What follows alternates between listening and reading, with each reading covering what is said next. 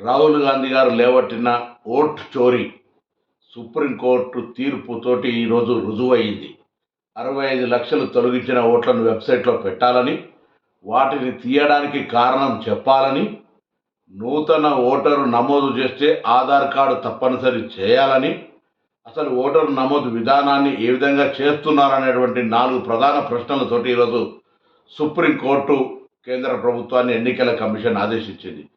రాహుల్ గాంధీ గారు లేవనెత్తుతున్న అంశం పట్ల యావత్ భారతదేశ ప్రజలు ప్రజాస్వామ్యానికి సంబంధించిన జరుగుతున్నటువంటి ఏ ఆక్రమణ అవుతుందో, ఏ విధంగా ప్రజాస్వామ్యాన్ని అపహాసం చేసి ఓటు అనేటువంటి ఆయుధాన్ని కూడా అక్రమంగా తొలగించడము, ఓటు వేయకుండా చేయడము, దొంగోట్లు పెట్టడం జరుగుతుందో ఇది దేశ ప్రజలు గమనించాలి.